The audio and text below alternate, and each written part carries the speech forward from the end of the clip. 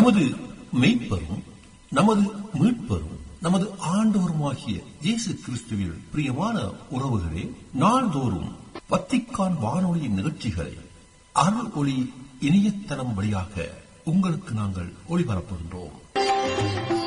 உங்களுக்காக தொகுத்து வழங்குபவர் உங்கள் அன்பு சகோதரன் பேசாலை தாஸ்.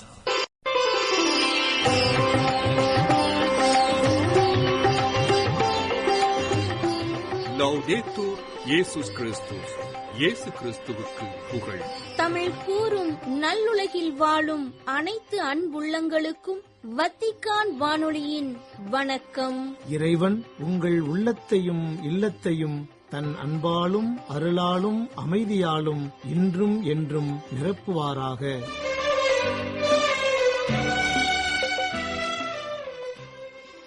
அன்பு நேயர்களே, வத்திக்கான் வானொலி இன்று உங்களுக்கு வழங்க இருப்பவை தடம் தந்த தகைமை, நேர்காணல் மற்றும் செய்திகள்.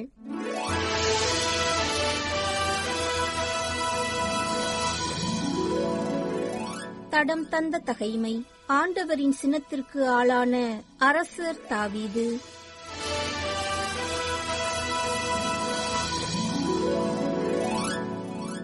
அரசர் தாவீதின் கணக்கெடுப்பு கடவுளின் பார்வையில் தீயதனப்பட்டதால் அவர் இஸ்ரேலை தண்டித்தார். தாவீது கடவுளிடம், நான் இந்த செயலை செய்தபடியால் பெரும் பாவம் செய்தேன், அடியேனை மன்னியும், மதியீனமாய் செயல்பட்டேன் என்று சொன்னார். அப்போது தாவீதுக்கு காட்சியாளராயிருந்த காத்து கூறியதாவது: நீ தாவீதிடம் சென்று, ஆண்டவர் கூறுவது இதுவே, நான் 3 காரியங்களை உனக்கு முன் வைக்கிறேன், அவற்றுள் ஒன்றை நீ தெரிந்து கொள், அவ்வாறே உனக்கு செய்வேன் என்று சொல் என்றார். காத்து தாவீதிடம் சென்று, ஆண்டவர் கூறுவது இதுவே, நீயே தேர்ந்து கொள், 3 ஆண்டு பஞ்சமா?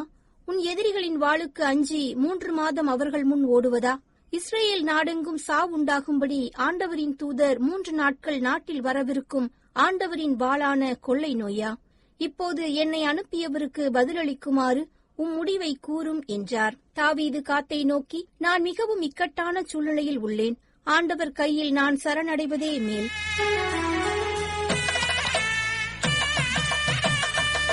நேர்காணல். பாப்புவா நியூகினி மறைப்பணி அனுபவம்.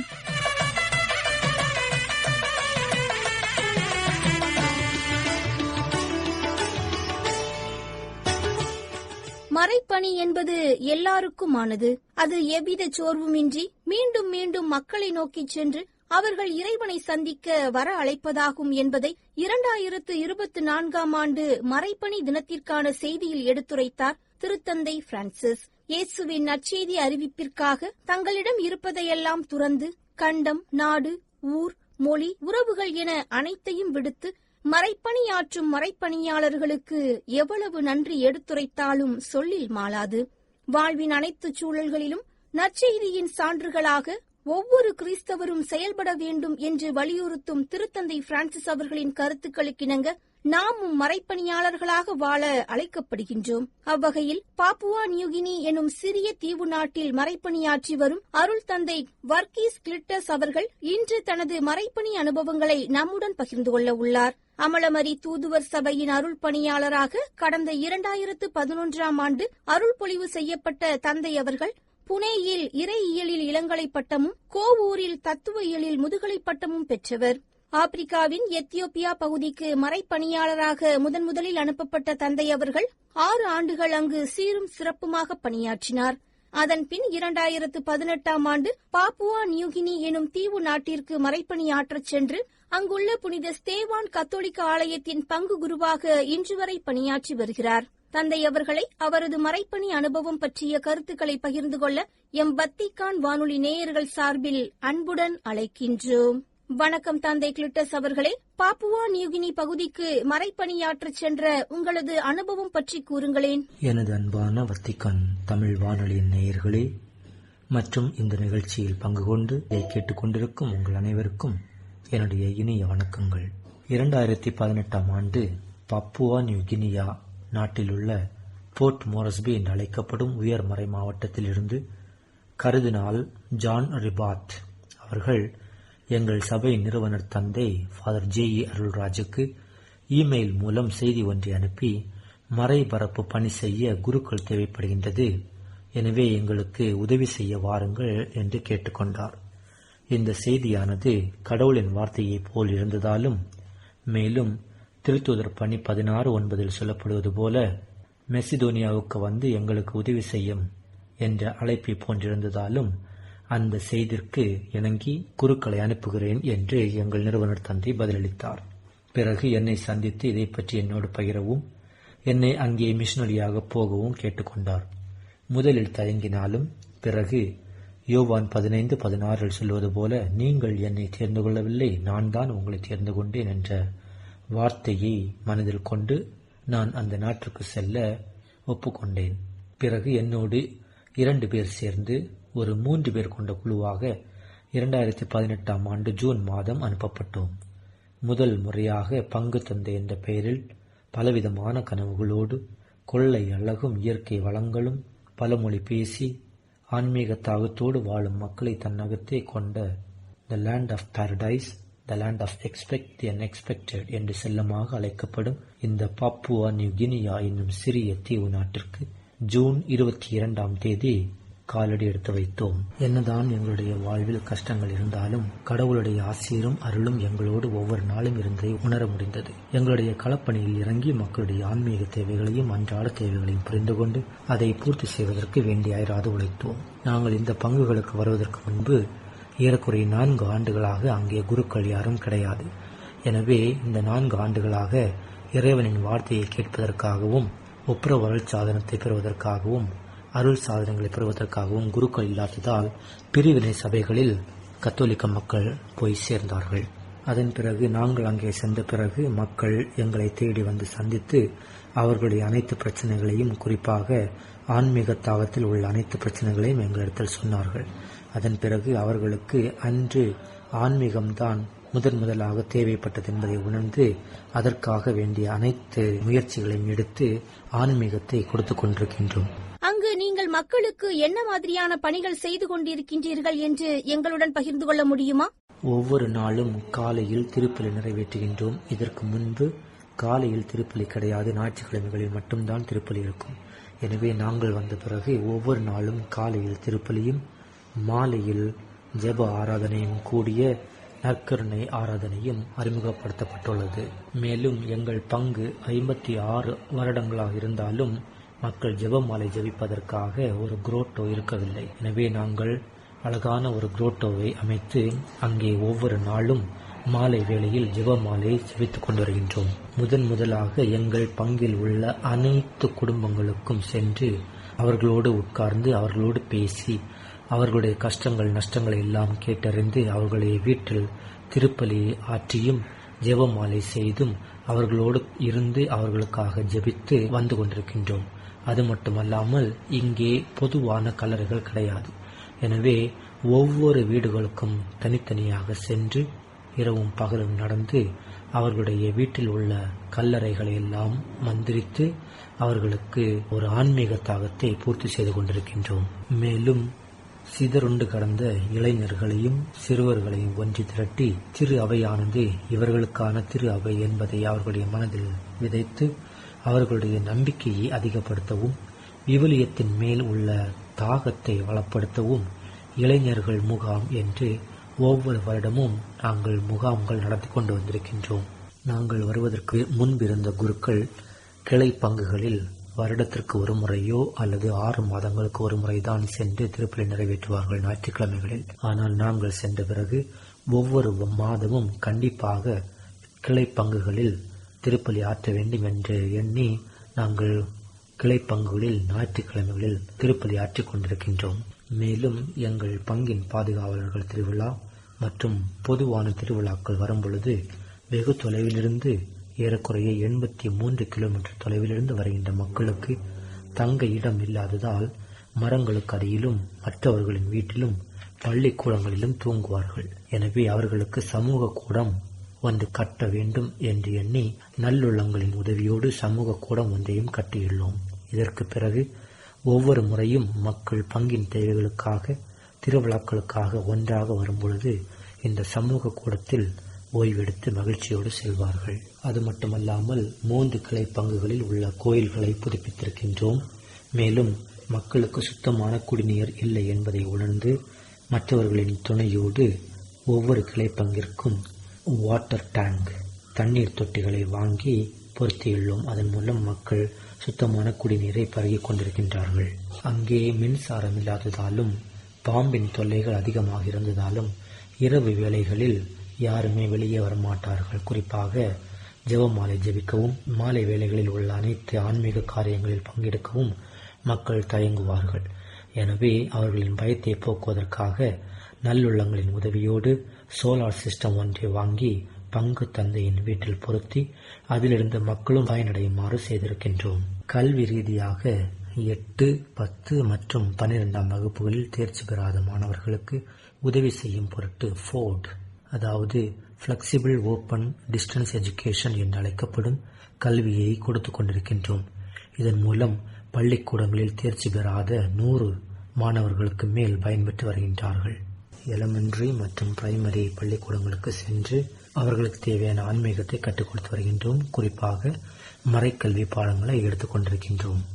உங்களது மறைப்பணியின் எதிர்கால இலக்கு என்ன என்பது பற்றி கொஞ்சம் எடுத்துரையுங்களேன். இந்த மக்களுக்கு நான் என்ன செய்ய போகின்றேன் என்பதை சொல்வதற்கு முன்பு இந்த மக்களிடத்தில் உள்ள ஒரு வித்தியாசமான சுவாரஸ்யமான பழக்கத்தை உங்களோடு பகிர்ந்து கொள்ள ஆசைப்படுகின்றேன். இந்த மக்கள் தங்களுடைய அளவு கடந்த அன்பை எப்படி வெளிக்காட்டுவார்கள் என்றால், அவர்களுக்கு பிடித்தமான பன்றியை கொன்று அதன் தலை பகுதியையும் தொடை பகுதியையும் எங்களுக்கு தருவார்கள். அது மட்டுமல்லாமல் அவர்களுடைய குழந்தைகளுக்கு எங்களுடைய பெயரை வைத்து மகிழ்ச்சி அடைவார்கள்.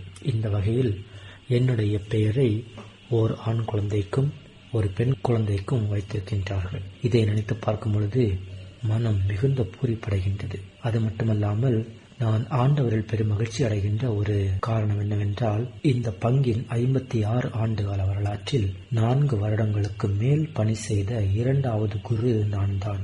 இது என்னுடைய 7வது ஆண்டு என்பதை நினைத்து பார்க்கும் பொழுது ஆண்டவரில் நான் மகிழ்ச்சி அடைகின்றேன். நான் இந்த மக்களுக்கு என்ன செய்ய போகின்றேன் என்றால், இங்கு ஹையர் எஜுகேஷன் என்று ஒன்று கிடையாது. அதாவது நான் பங்கு செய்யும் பணித்தளங்களுக்கு அருகில் கிடையாது. இங்கே மக்கள் இந்த ஹையர் எஜுகேஷனுக்கு செல்ல வேண்டும் என்றால் மக்கள் 45 கிலோமீட்டர் தொலைவில் நடந்து செல்ல வேண்டும். அப்படி சென்றுதான் அவர்கள் படிக்க வேண்டும். எனவே இந்த மக்களின் கஷ்டத்தை போக்குவதற்காக நான் இருக்கும் பணித்தளத்திலேயே ஒரு ஹையர் எஜுகேஷன் ஒன்றை நிறுவ வேண்டும் என்று ஆசை உள்ளது. அது மட்டுமல்லாமல் எங்களுடைய இடத்திலிருந்து சிட்டிக்கு செல்ல வேண்டும் என்றால் மக்களுடைய பொருட்களை, அவர்களுடைய கார்டன் ஃபுட்டை சிட்டிக்கு எடுத்து சென்று விற்க வேண்டும் என்றால் பேருந்து வசதிகள் கிடையாது. அப்படியே இருந்தாலும் மழையின் காரணமாக பேருந்துகள் செல்வது கிடையாது. ஒரு நாள் செல்வதும் மறுநாள் வருவதும் அப்படித்தான் இருக்கும். அப்படியும் 1 அல்லது 2 பேருந்துகள் தான் உண்டு. எனவே நல்ல உள்ளங்களின் துணையோடு பேருந்து அல்லது PMV என்று சொல்லுவார்கள், நம்ம ஊரில் சொல்லப்படுகின்ற லாரி என்று சொல்வார்கள், மக்கள் அதன் மூலம் பயன்படுமாறு அதை ஒன்று வாங்க வேண்டும் என்ற ஆசை எனக்கு உள்ளது. அங்கே மருத்துவ வசதியும் அதிகமாக கிடையாது. மக்கள் ஒரு சிறிய தலைவலிக்கும் காய்ச்சல் வந்தாலும் வெகு தூரம் நடந்து செல்ல வேண்டியிருக்கும். அது மட்டுமல்லாமல் அங்கே பாம்பின் தாக்கத்தினால் அதிகமான இறப்பு ஏற்படுகின்றது. மலேரியாவும் டெங்குவும் அதிகமாக இருக்கின்றது. மக்கள் மிகுந்த கஷ்டப்படுவார்கள். எனவே அவர்களுக்கு ஒரு சிறிய கிளினிக் ஒன்றை நடத்த வேண்டும் என்ற ஆசையும் இருக்கின்றது. இவைகளைத்தான் நான் இன்னும் என்னுடைய பணியில் நான் செய்ய வேண்டும் என்ற எண்ணத்தோடு இருக்கின்றேன். என்னுடைய மிஷனரி அனுபவத்தை கேட்டுக்கொண்டிருக்கின்ற உங்கள் அனைவருக்கும் மற்றும் வத்திக்கான் தமிழ் வானொலி நிலையத்தின் நேயர்கள் அனைவருக்கும் மனமார்ந்த நன்றிகளை தெரிவித்துக் கொள்கின்றேன்.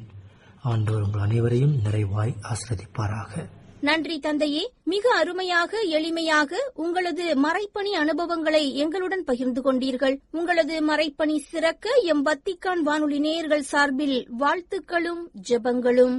பாப்புவா நியூகினி மறைப்பணி அனுபவம் என்ற தலைப்பில் இன்றைய நேர்காணலை உங்களுக்கு வழங்கியது வத்திக்கான் வானொலி.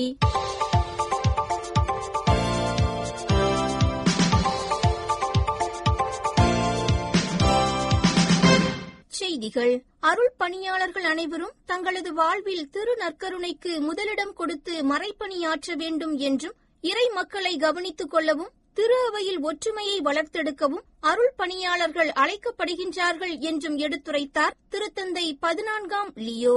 ஜூன் 27 வெள்ளிக்கிழமை இயேசுவின் திரு இருதய பெருவிழாவை முன்னிட்டு வத்திக்கான் தூய பேதுரு பெருங்கோவிலில் 32 அருள் பணியாளர்களுக்கு குருத்துவ அருள்பொழிவு செய்து அருள் பணியாளர்களுக்கான யூபிலி நிறைவு நாள் திருப்பலியில் மறையுரையாற்றிய போது இவ்வாறு எடுத்துரைத்தார் திருத்தந்தை 14ஆம் லியோ. கடவுளின் மகிழ்ச்சியை பற்றியும் அவரது இதயத்தின்படி அன்பு செய்யும் ஒவ்வொரு மெய்ப்பனின் மகிழ்ச்சியை பற்றியும் எடுத்துரைக்கும் நற்செய்தியின் நல்ல ஆயன் பகுதியானது இறை தந்தையைப் போல நாமும் தொண்டு பணியாற்றி வாழவும் அவரது விருப்பத்தை நம்மில் வளர்த்துக் கொள்ளவும் அழைப்பு விடுக்கின்றது என்றும் கூறினார் திருத்தந்தை. அன்பிற்காக துளைக்கப்பட்ட கிறிஸ்துவின் இதயம் நம் ஒவ்வொருவரையும் வரவேற்கின்ற உயிருள்ள மற்றும் உயிர் அளிக்கின்ற உடல் என்றும் இது நல்ல ஆயனாக உருமாறி அருள் பணியாளர்களது பணியின் உண்மையான அடையாளத்தை புரிந்து கொள்ள வைக்கின்றது என்றும் கூறினார் திருத்தந்தை 14ஆம் லியோ. ஜூன் 27 வெள்ளிக்கிழமை இயேசுவின் திரு இருதய பெருவிழாவை முன்னிட்டு அருள் பணியாளர்களுக்கான செய்தியில் இவ்வாறு குறிப்பிட்டுள்ளார் திருத்தந்தை 14ஆம் லியோ.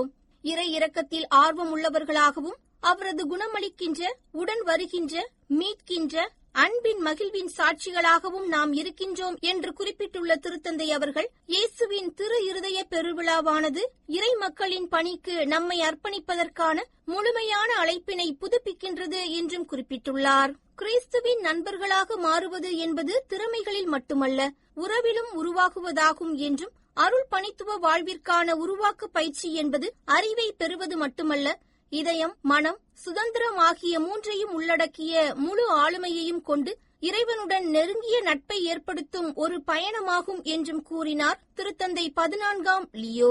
ஜூன் 26 வியாழக்கிழமை அன்று அருள் பணியாளர்கள், அருள் பணித்துவத்திற்கான உருவாக்க பயிற்சியாளர்கள், அருள் பணித்துவ பயிற்சி மாணவர்கள், இறை அழைத்தல் ஊக்குநர்கள் ஆகியோரை திருப்பீடத்தில் சந்தித்தபோது இவ்வாறு தெரிவித்த திருத்தந்தை 14ஆம் லியோ அவர்கள் கிறிஸ்து உடனான நட்பின் வழியாக மகிழ்ச்சியான அருள் பணியாளர்களாக நாம் வாழ முடியும் என்றும் நம்பிக்கை தெரிவித்தார்.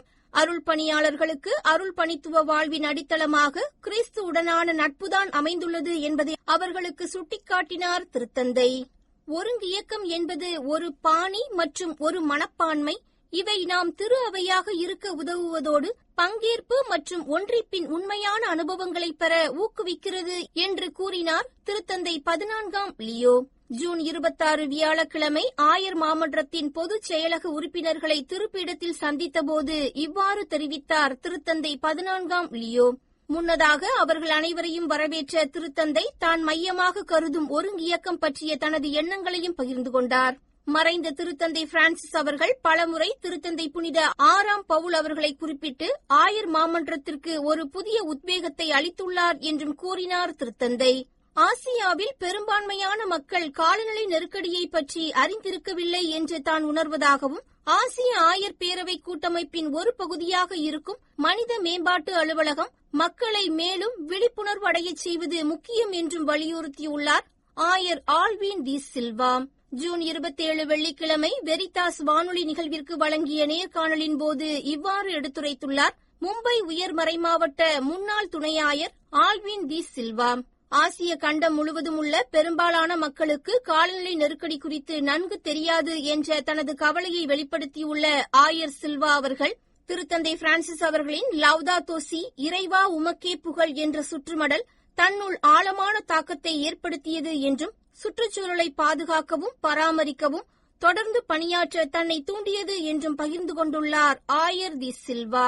மாணாக்கர் அனைவரும் இயக்கமாக சேர்ந்து தங்களை சுற்றியுள்ள சமூக அவலங்களை உற்று பார்த்து அது ஏன் நிகழ்கிறது என்பதை ஆராய்ந்து பார்க்க வேண்டும் என்றும், அதற்கு தங்களால் இயன்ற செயல்பாடுகளை இளம் கத்தோலிக்க மாணாக்கர், இளம் மாணாக்கர் இயக்க மாணவர்கள் முன்னெடுக்க வேண்டும் என்றும் அழைப்பு விடுத்தார் ஆயர் சூசை நசரேன். தமிழ்நாடு ஆயர் பேரவையின் இளைஞர் பணிக்குழுவின் ஒரு முக்கிய அங்கமாக செயல்படும் இளம் கத்தோலிக்க மாணாக்கர் மற்றும் இளம் மாணாக்கர் இயக்கத்தின் மாநில பொதுக்குழு கூட்டம் கடந்த வாரம் திருச்சியில் நடைபெற்றது. நேயர்களே, இத்துடன் வத்திக்கான் வானொலியின் தமிழ் ஒலிபரப்பு நிறைவு பெறுகின்றது. தொடர்வது அதன் மலையாள நிகழ்ச்சிகள். உங்களது ஆர்வமுள்ள செவிமடுத்தலுக்கு நன்றி, வணக்கம். இதுவரையும் நீங்கள் செவியுற்றது வத்திக்கான் வானொலியின் இன்றைய நிகழ்ச்சிகள். மீண்டும் மற்றும் ஒரு வத்திக்கான் வானொலி நிகழ்ச்சியில் உங்கள் அனைவரையும் சந்திக்கும் வரை அன்பு விடைபெற்றுச் செல்வது உங்கள் அன்பின் பேசாலை தாஸ்.